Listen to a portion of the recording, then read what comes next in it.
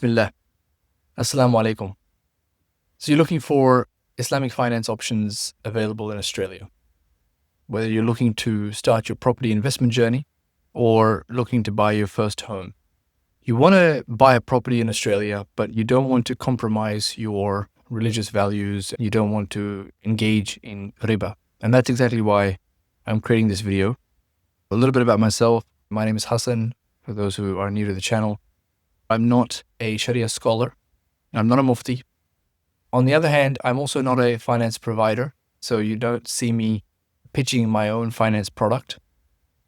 I am simply a consumer of Islamic finance here in Australia. Some 6 years ago, I started my own journey on understanding the landscape of Islamic finance. Didn't know much about it before then, except for the theoretical aspects, but not the practical on-the-ground realities. And this is the video that I wish somebody had sent me back then. Somebody who can just lay out very simply what are the different options, how do they work conceptually, and of course, that's the point of this video. I'm not going to go into the details, the ins and outs, the challenges or the critiques of each type of finance.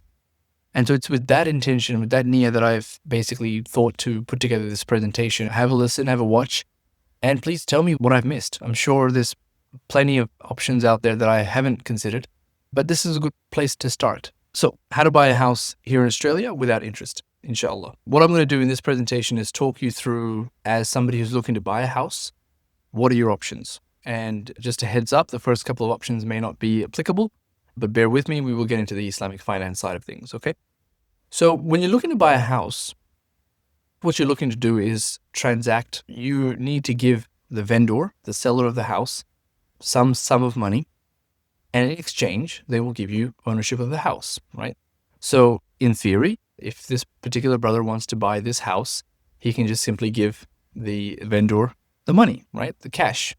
The problem is this particular brother, and a lot of brothers watching this, do not have the sufficient amount of cash in their pocket or even in their bank account, right? So that's not a viable solution. Option number two. So, and this is where a lot of people by default would go, right? So, okay, in order for me to do this particular transaction with the vendor, I need to get the money, right? So a lot of people will then go to the bank and say, hey, can I have the money to then buy a house? And the bank will say, sure, why not? The bank will lend or give this money to this brother, but then they will say, we want this money back. So we want the original sum of money back, but we also want a bit of extra, right? So we want this extra bit of money.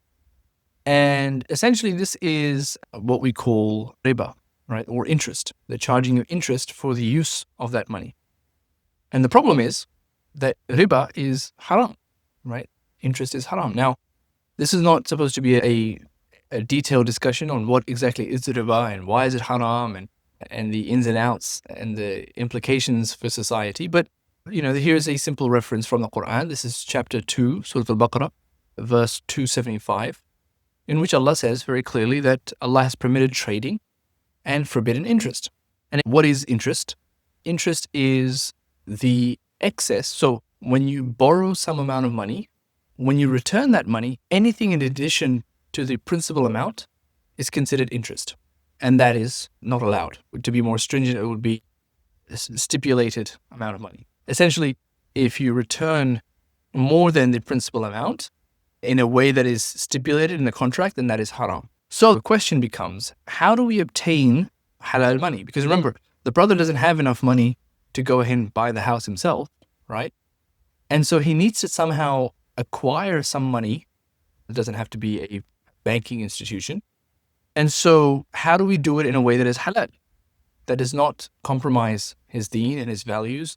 And so that is the world of Islamic finance. Right. And so this is the problem that we're trying to solve for.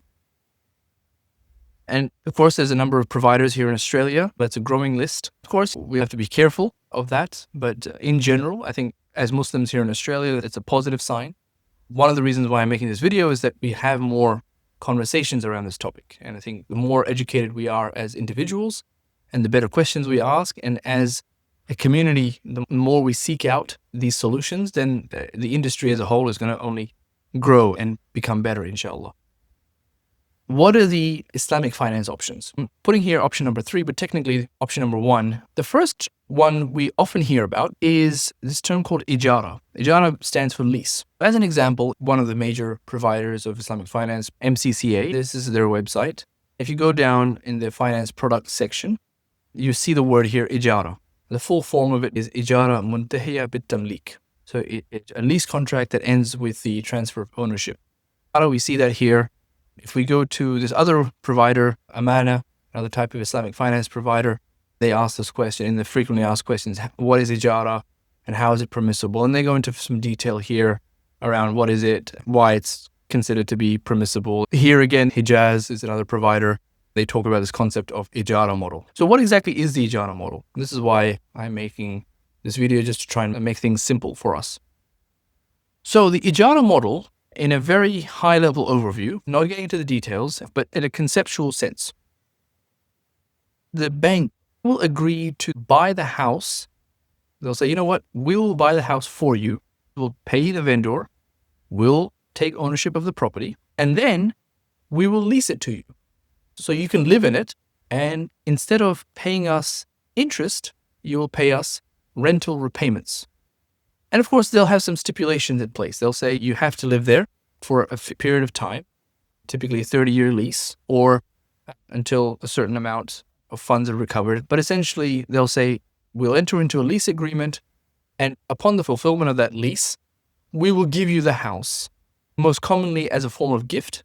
And so we'll just gift you the house because you've honored your agreement, and sometimes in a form of a nominal payment, which should be agreed upon. I'm not getting into the nuances. There's questions to be asked, things to unpack here, but in a very broad conceptual sense, this is one way that we can answer that challenge that I posed. How do we acquire funds in a Sharia-compliant manner? That's essentially what we're trying to do, right? This is one option, the Ijara model. And who are some of the providers of this? Pretty much most of the icons that you saw earlier come back up, because this is the most common form of Islamic finance here in Australia, right? The Ijara model. So much so that sometimes people think this is the only form of Islamic finance. Not so, but this is definitely the most common. The second Islamic finance option is what we call the Musharaka model. Musharaka means partnership. Same root word as shirk. You're not supposed to do shirk with Allah because you're not supposed to associate partners with Allah. But in this context here, this is partnership with other people in order to buy the house, right? So what happens here? Essentially, what happens is, and again, looks like a very confusing slide, so bear with me. I'll walk through this slowly. Remember, the brother ultimately wants to buy the house. The brother wants to buy the house and get the keys. But he doesn't have the money for it. So he approaches the bank and he says, I don't have 100%, but I have like 20%. The bank says, okay, we'll pitch in the other 80%. We'll get into a partnership. We'll enter into an agreement together. Using that 100% of the money, we'll pay that to the vendor. He will then give us the keys. So he will transfer ownership technically to us. So now this guy's gone. Now it's between here. So this brother's now got 80% of the money. He owns 20% of the property. But how do you then repay that 80%?